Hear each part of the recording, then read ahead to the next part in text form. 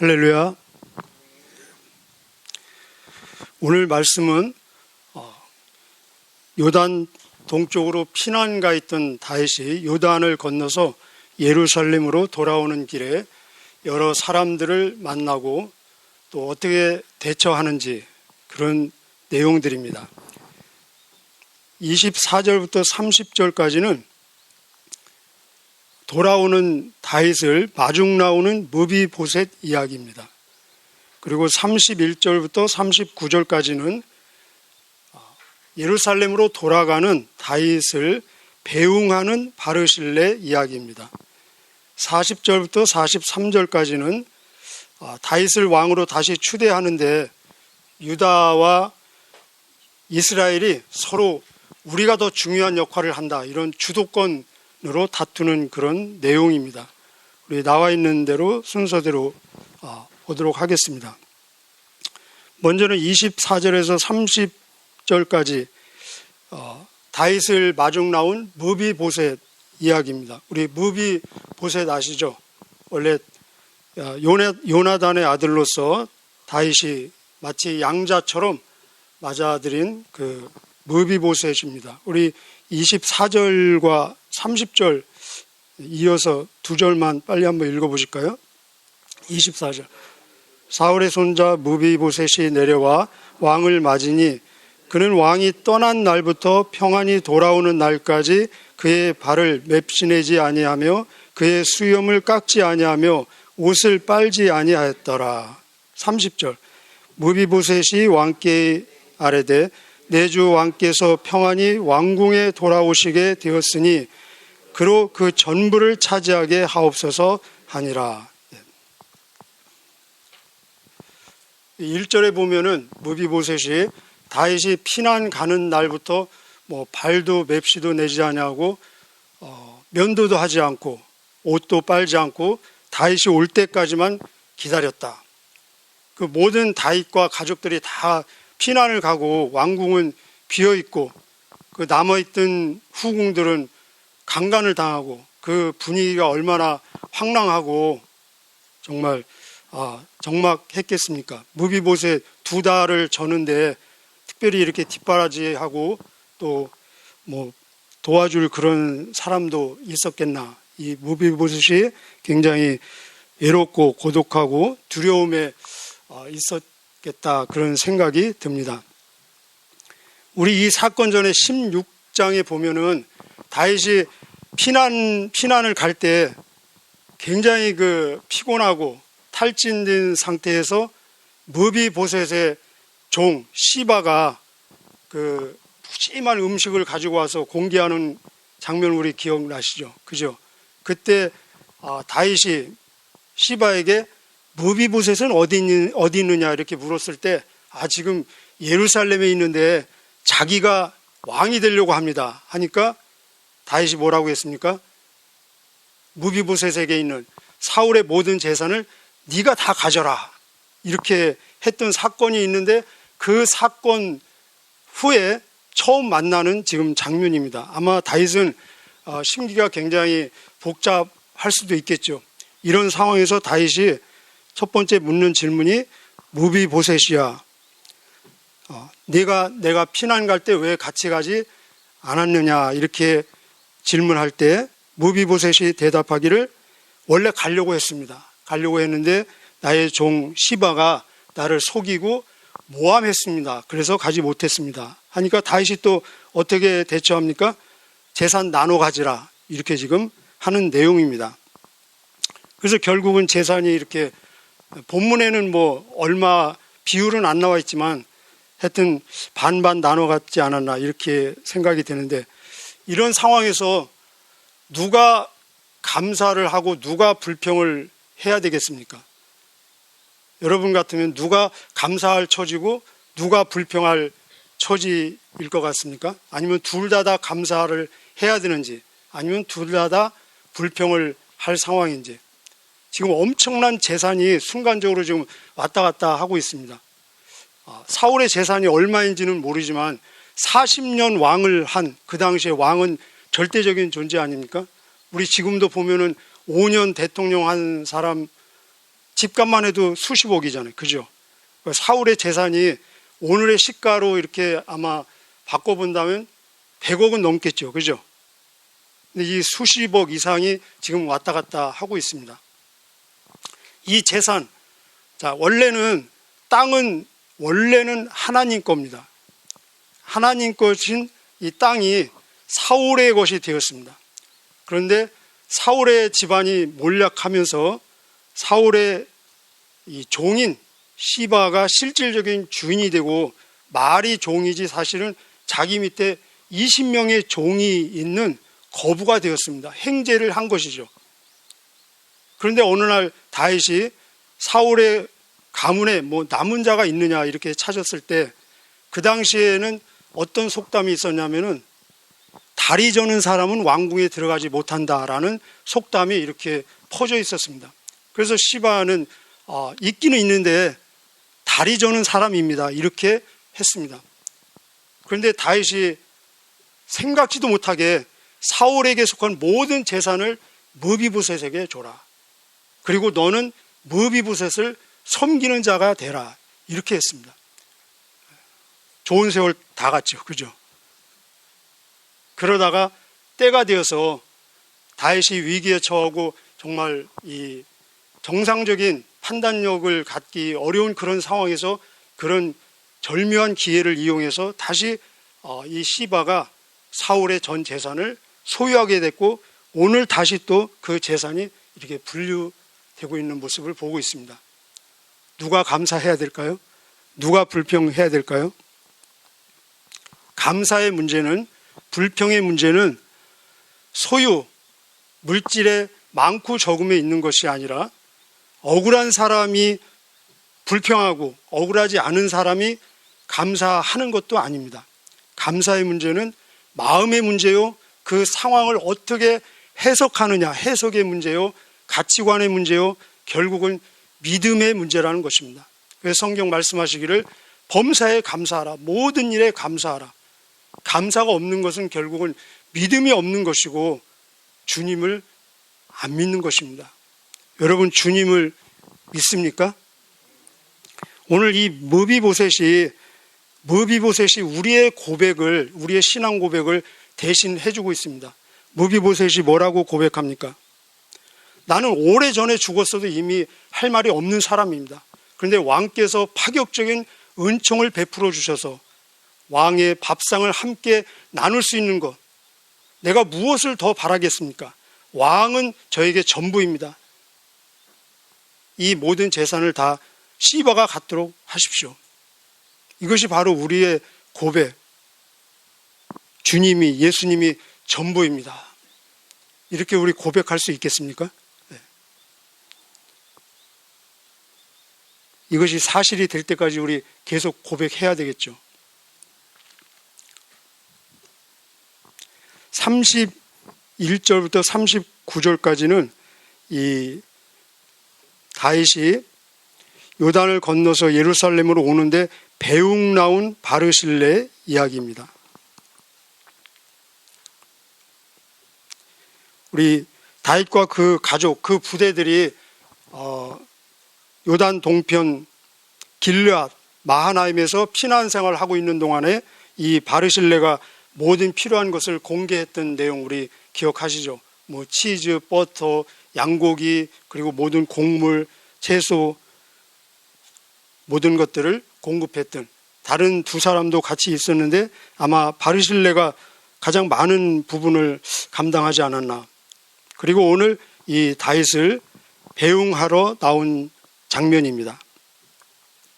다윗이 말하기를 나하고 함께 예루살렘에 같이 가자. 그동안은 네가 나를 공개했으니 이제 내가 너를 공개해 주겠다. 상을 주겠다. 26절에 상이라는 표현이 나오는데 상을 주겠다. 이렇게 지금 제안을 하고 있습니다.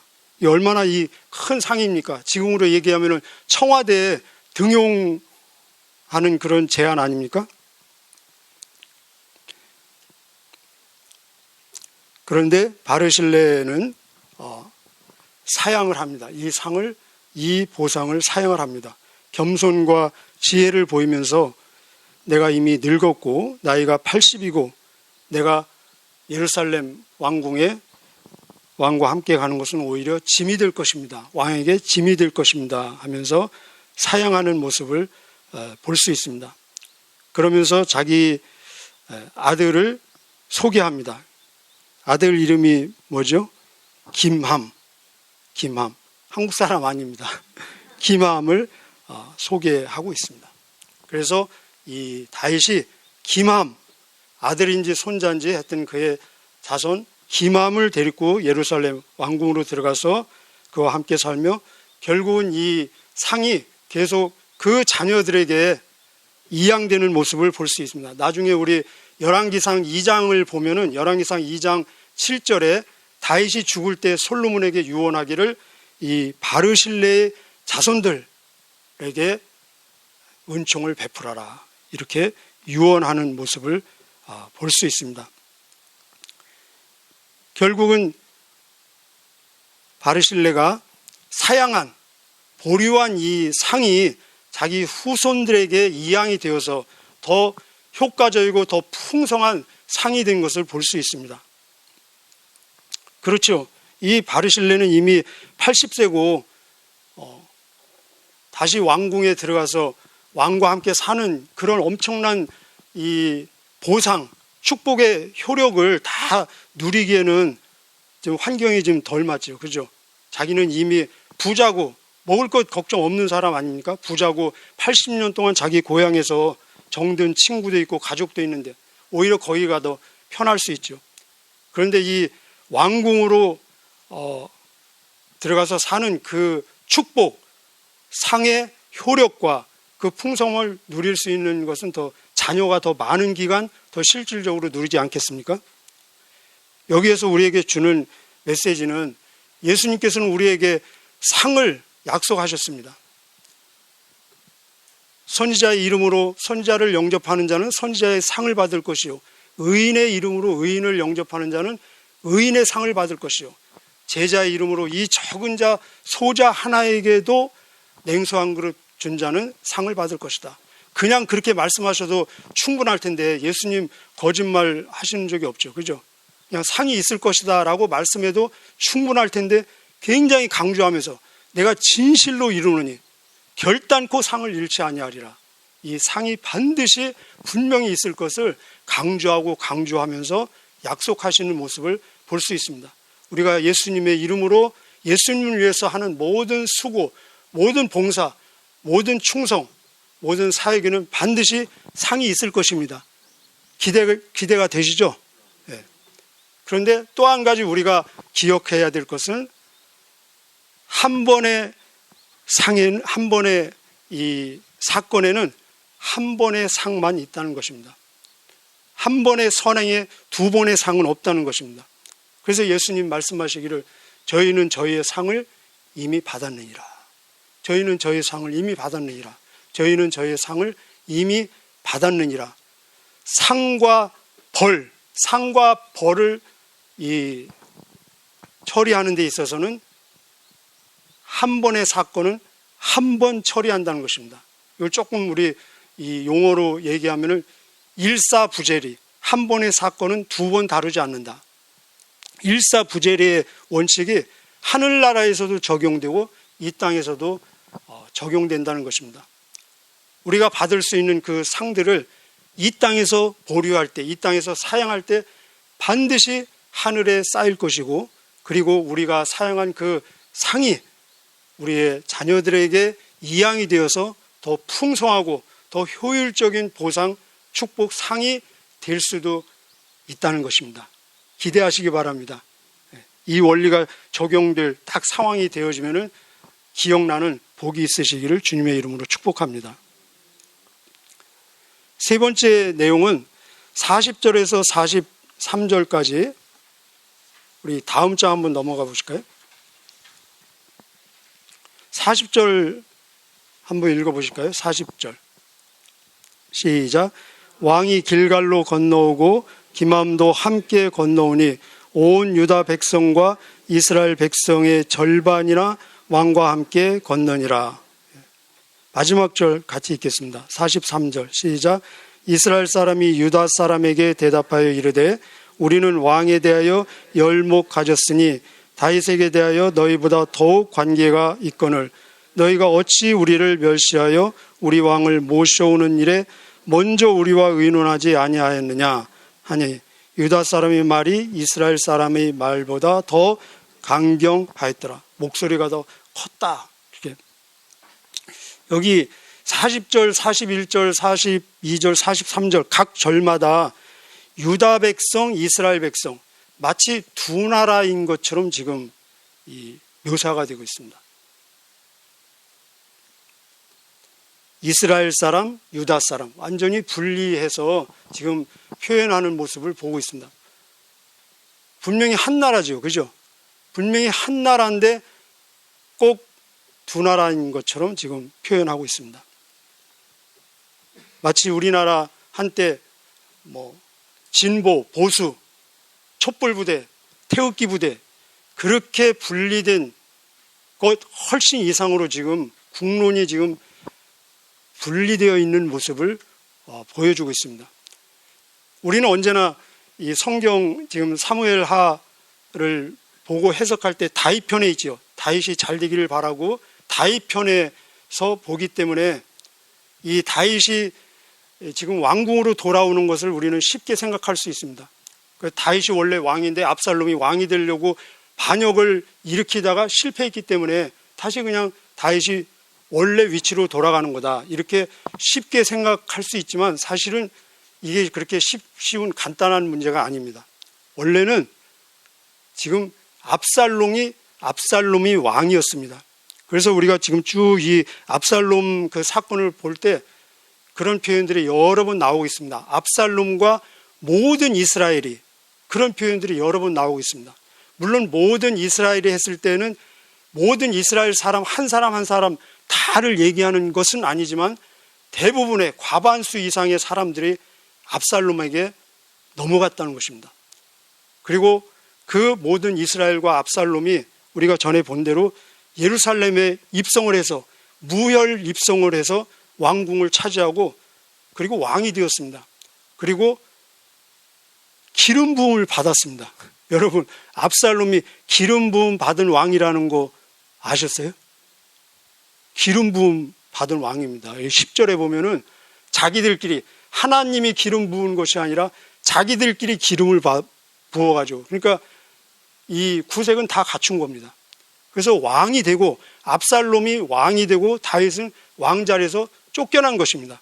그래서 왕인 압살롬의 부대가 왕이 아닌 다윗의 부대를 완전히 그냥 진멸시키려고 전쟁을 일으킨 것입니다. 근데 그 전쟁에서 다윗이 이겼죠. 다행히. 그래서 지금 다시 이 왕궁으로 돌아오는 것은 저절로 자동적으로 돌아오는 것이 아니라 국민들의 백성들의 추대를 받아야 되는 것입니다. 지금 그런 과정에 있습니다. 다윗에게 지금 가장 시급한 과제, 사명은 뭐냐? 단합이요, 화목이요, 화해요, 국민, 국가 통일을 실질적인 재통일을 지금 이루는 것입니다. 그래서 지금 다윗에게는 어떤 개인적인 시시비비, 개인적인 어떤 감정 그런 것을 다룰 지금 여유가 없는 거예요. 지금 가장 급한 과제, 사명은 국민 전체 흩어진 민심을 귀합하고 분열된 이 국론을 다시 재통합하는 것이 다윗에게 제1급선무 과제요 사명이라는 것입니다. 그래서 19장을 쭉 보십시오. 압살롬의 이 군대 장관이었던 아마사도 받아들이잖아요. 수용을 하고. 그리고 자기를 그렇게 저주를 막 퍼붓던 시므이도 용서하잖아요. 그죠? 근데 시므이가 자기 혼자 와서 용서를 구하는 것이 아니라 1000명을 데려가서 용서했습니다. 용서해 주십시오. 잘못했습니다. 하는데 만약에 그런 상황에서 용서 안 하고 시므이를 죽이면은 그 1000명 어떻게 됩니까? 용서 안 할 수 없는 지금 상황이죠. 어쩌면 그 용서는 정략적인 용서일 수도 있습니다. 그래서 나중에 이 솔로몬 때 가서는 결국은 죽입니다. 지금 여기 보면은 이 시바와 무비보셋 사건도 신문 대지를 해서 누가 옳은 말 했고 누가 틀린 말 했느냐 따지면은 어떻게 됩니까? 한 사람은 죽어야 됩니다. 한 사람은 다쳐야 됩니다. 이 다윗이 가지고 있던 철칙 중에 하나가 사울과 관련된 사울 가문의 사람들은 내가 손을 대지 않겠다. 이것이 자기가 가지고 있는 하나의 그 철칙이었던 것 같아요. 그런데 시바나 무비보셋 중에 하나가 다치면은 결국은 사울 가문과 관련된 사람을 또 다치게 하는 거 아닙니까? 그래서 지금 이런 상황에서는 시바, 무비보셋 누가 잘했냐 잘못했냐 그것을 지금 다룰 상황이 아니라는 거죠. 더 중요한 것은 국민 전체의 화합이요 단합이요 국가 이 여론의 통일이라는 것입니다. 우리에게 주어진 사명이 무엇입니까? 우리에게도 아직 끝나지 않은 사명이 있습니다.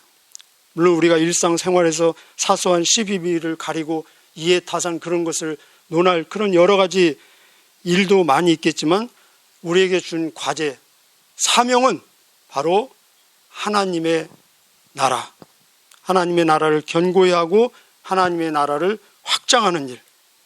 우리가 한때 하나님과 원수였을 때 예수님을 통해서 우리를 하나님과 화목하게 하시고 우리에게 사명, 우리에게 이 직분 주지 않으셨습니까?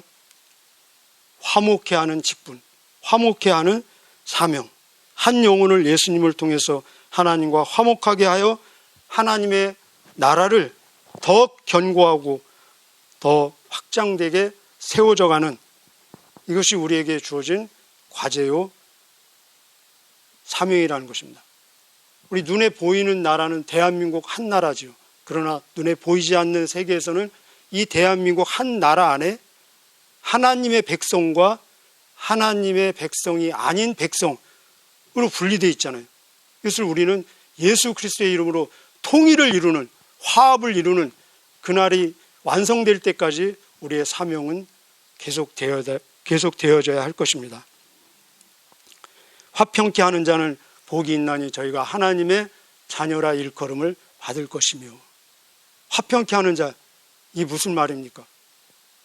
바로 하나님과 원수지간인 사람을 예수님을 통해서 하나님과 화목시킬 때, 화해시킬 때 우리가 이 세상에서 하나님의 아들, 딸로 드러난다는 것입니다. 이것이 우리에게 주어진 과제요 우리의 사명. 오늘도 이 사명을 이루어가는 저와 여러분 되시기를 주님의 이름으로 축복합니다.